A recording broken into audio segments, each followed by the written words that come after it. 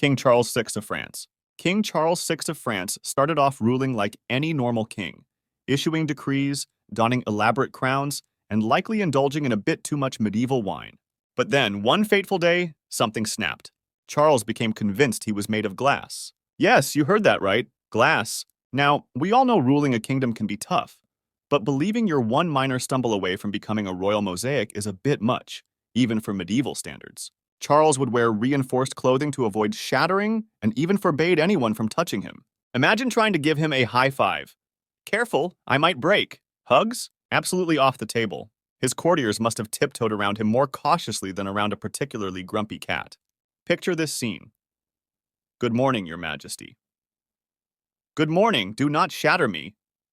It's a wonder the palace didn't echo with nervous giggles and stifled laughs.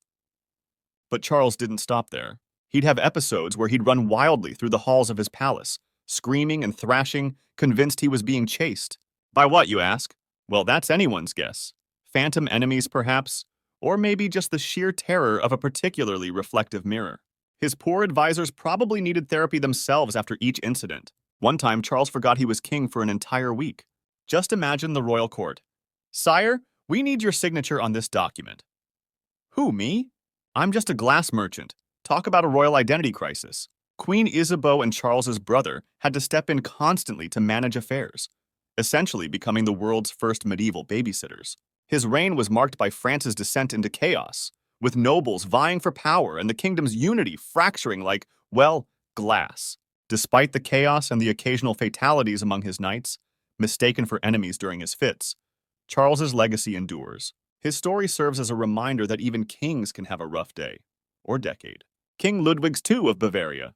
King Ludwig II of Bavaria, often dubbed the fairy tale king, ruled with a passion for castles, swans, and the operas of Wagner. His reign began with the best intentions, but soon, his love for grandiose projects overshadowed his duties as king.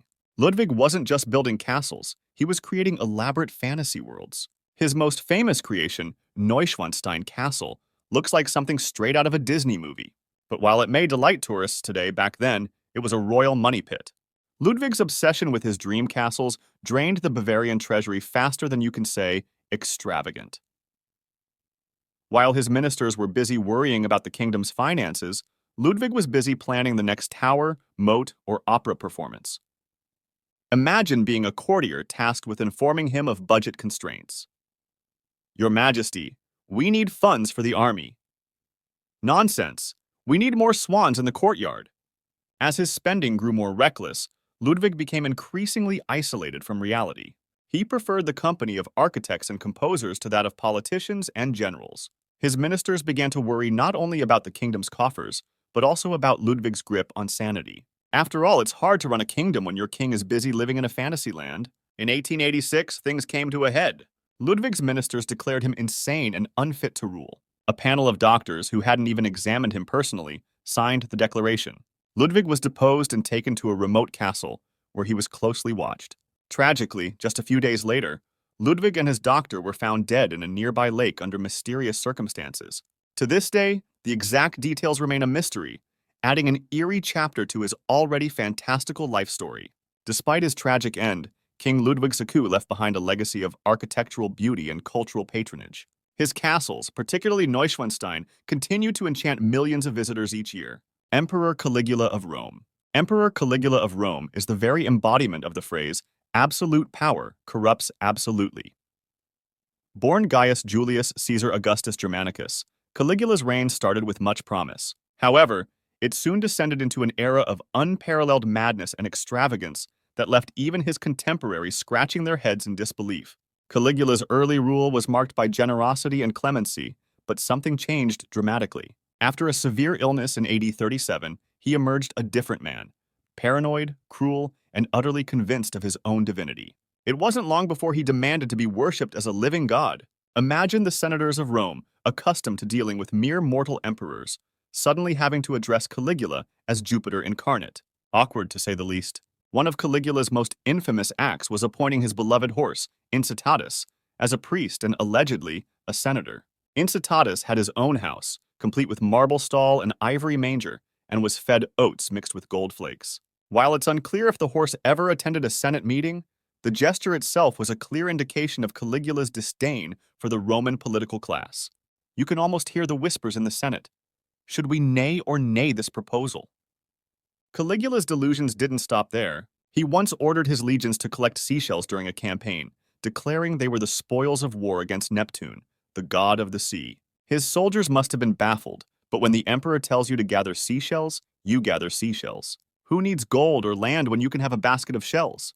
The emperor's personal life was equally scandalous. He indulged in extravagant feasts and orgies, often in the company of his three sisters, with whom he was rumored to have had incestuous relationships.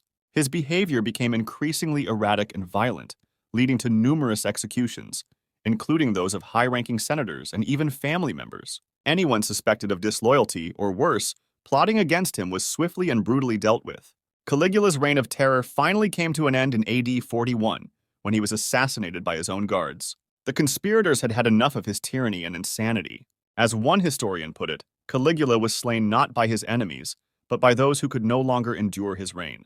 His death marked a brief respite for Rome, but his legacy lived on as a cautionary tale of what happens when a ruler loses touch with reality.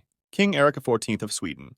King Eric XIV of Sweden, a monarch whose reign was marred by paranoia and erratic behavior, offers another captivating story of royal madness. Ascending to the throne in 1560, Eric initially showed promise with his intellectual pursuits and ambitious plans for Sweden. However, his reign soon took a dark turn as his growing mistrust and mental instability led him down a path of fear and violence. Eric's paranoia was legendary.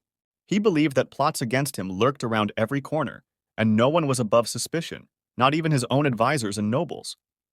This intense fear led to a series of imprisonments and executions as Eric attempted to root out imaginary enemies. It's said that he would conduct interrogations personally, sometimes resorting to torture to extract confessions. The royal court must have been a nerve-wracking place to be, with everyone walking on eggshells, afraid of falling under the king's suspicious gaze. One of the most infamous episodes of Eric's paranoia was the Stour murders of 1567. Convinced that the noble Stour family was plotting against him, Eric ordered the arrest and execution of several family members. This brutal act shocked the nation and further isolated the king from his nobility. Imagine being summoned to the king's presence, only to face accusations based on nothing more than his delusions. Not exactly a heartwarming royal audience. Eric's mental state continued to deteriorate. He began experiencing vivid hallucinations, often claiming to see ghosts and spirits. These spectral visions only heightened his fear and confusion, making it even harder for those around him to manage his erratic behavior. It's almost as if he were living in a perpetual horror movie, with the lines between reality and imagination becoming increasingly blurred. Adding to his troubles, Eric's love life was equally tumultuous. He fell deeply in love with Karen Mansdaughter, a commoner, and their relationship faced strong opposition from the nobility. Despite the controversy, Eric married Karen and even crowned her queen, an unprecedented move that further alienated him from the powerful aristocrats who viewed the union as a scandalous breach of protocol. By 1568, the situation had become untenable. Eric's half-brothers, led by John, Duke of Finland, staged a rebellion against him. The rebellion was successful, and Eric was deposed and imprisoned. He spent the rest of his life in captivity, moving from one fortress to another. His once promising reign had ended in madness and tragedy. King Henry VI of England. King Henry VI of England, one of the most tragic figures in British history, is another example of a monarch whose reign was overshadowed by bouts of madness. Ascending to the throne as an infant in 1422, Henry's early reign was marked by regency councils and the guidance of advisors. However, as he grew older, it became clear that Henry was not equipped to handle the burdens of kingship, both mentally and emotionally. Henry's reign was plagued by the tumultuous events of the Wars of the Roses, a series of civil wars for control of the throne between the houses of Lancaster and York. As the head of the Lancastrian faction, Henry was expected to be a strong and decisive leader. Instead, he often appeared passive and detached, more interested in religious devotion than political strategy. Imagine trying to rally troops for battle with a king who was more likely to be found in prayer than in the war room. The king's mental health took a significant turn for the worse in 1453, when he suffered a complete mental breakdown. For over a year, Henry was in a catatonic state, unable to recognize even his closest family members or understand his surroundings. The court was thrown into disarray, with rival factions vying for power during the king's incapacity. His wife, Queen Margaret of Anjou, fiercely protected their son's claim to the throne, effectively ruling in Henry's stead. Henry's episodes of madness weren't just limited to periods of catatonia. He would also experience sudden fits of rage and irrational behavior, leading to erratic decisions that further destabilized his reign. During one lucid moment, he famously declared a truce in the middle of a battle, baffling his commanders and soldiers alike. You can almost picture the confusion on the battlefield. Charge! No, wait, stop! His Majesty has called a timeout! Even during his more coherent periods, Henry was often seen as a weak and ineffective ruler. His inability to assert control allowed ambitious nobles to exploit the situation, leading to further unrest and division within the kingdom. It was a tragic cycle. Henry's madness caused instability, and the resulting turmoil only worsened his condition.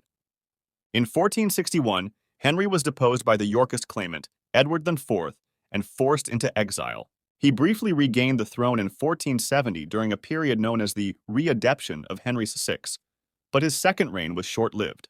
By 1471, Edward IV had reclaimed the throne, and Henry was imprisoned in the Tower of London. He died under mysterious circumstances that same year, likely murdered to secure Edward's position. Emperor Ibrahim of the Ottoman Empire. Emperor Ibrahim of the Ottoman Empire, often known as Ibrahim the Mad, was a ruler whose reign was marked by extreme indulgence and erratic behavior. Born in 1615, Ibrahim spent much of his early life in the cafés, a secluded part of the imperial palace reserved for potential heirs to the throne. This isolation, coupled with the constant threat of execution, likely contributed to his mental instability. When Ibrahim ascended to the throne in 1640, following the death of his brother, Sultan Murad IV, the empire hoped for a period of stability and competent leadership. Instead, they got a ruler whose actions would soon plunge the empire into chaos. One of his first decrees was to empty the royal treasury to lavishly reward those who had supported his rise to power. This might have been seen as a generous gesture if it hadn't nearly bankrupted the empire. Ibrahim's obsessions and whims dictated his reign. He was notorious for his insatiable appetite for pleasures of all kinds. His harem, already one of the largest in the world, grew exponentially under his rule. He surrounded himself with concubines and indulged in extravagant feasts, seemingly oblivious to the empire's deteriorating state.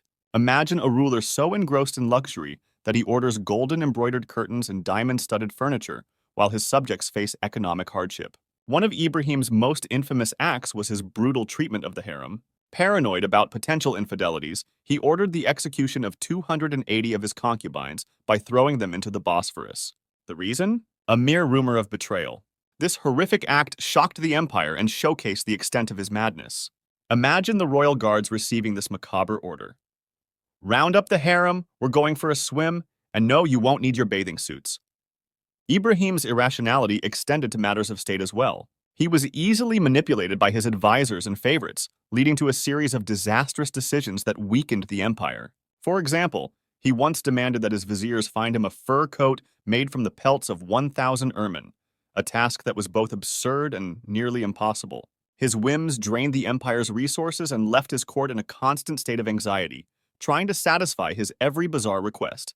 The tipping point came in 1648, when the empire could no longer tolerate his erratic rule. A coalition of powerful officials and members of the military deposed Ibrahim and imprisoned him.